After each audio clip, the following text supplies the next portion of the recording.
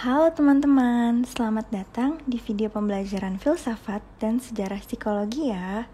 Hari ini, materi yang akan aku bawakan adalah pengenalan psikologi dan filsafat.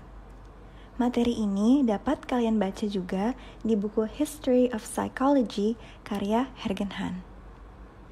Sebelum kita mulai, kita harus tahu dong, apa definisi dari psikologi dan filsafat itu sendiri. Pertama-tama, apa sih definisi psikologi? Psikologi berasal dari bahasa Yunani kuno, psyche yang berarti jiwa, dan logia yang berarti ilmu. Sehingga secara etimologis, psikologi adalah ilmu yang mempelajari jiwa. Tapi, apakah hanya itu saja definisinya? Tentu tidak dong. Secara umum, psikologi adalah ilmu yang mempelajari pikiran dan tingkah laku. Selain itu, psikologi juga mempelajari proses mental manusia dan binatang, serta penerapannya dalam menyelesaikan masalah dalam kehidupan manusia.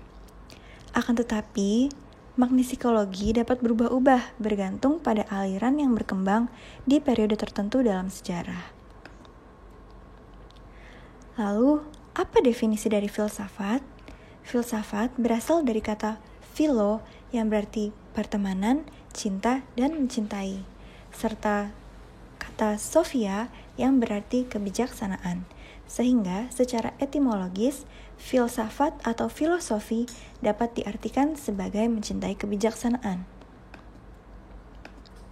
Namun, secara umumnya, filsafat adalah usaha manusia untuk memahami segala perwujudan kenyataan secara kritis, radikal, dan sistematis.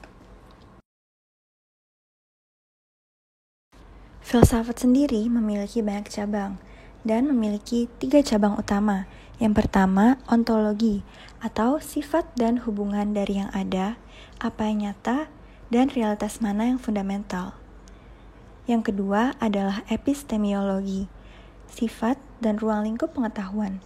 Bagaimana kita memperoleh pengetahuan, apa yang dianggap pengetahuan yang benar. Yang ketiga dan terakhir adalah aksiologi, yaitu sifat dari nilai, keindahan, dan kualitas apa yang baik dan berharga untuk diperjuangkan.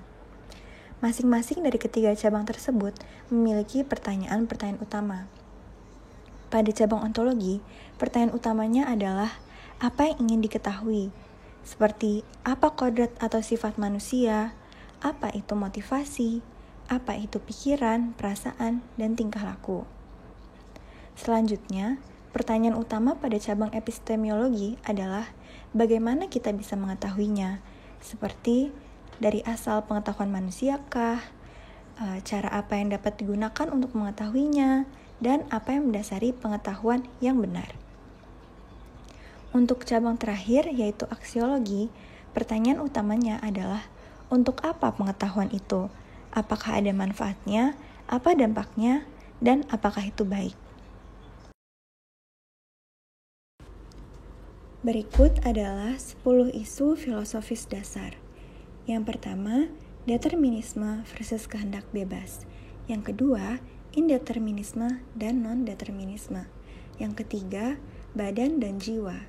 Yang keempat, nativisme versus empirisisme. Yang kelima, rasionalisme versus irrasionalisme. Yang keenam, bagaimana hubungan manusia dengan hewan non-manusia.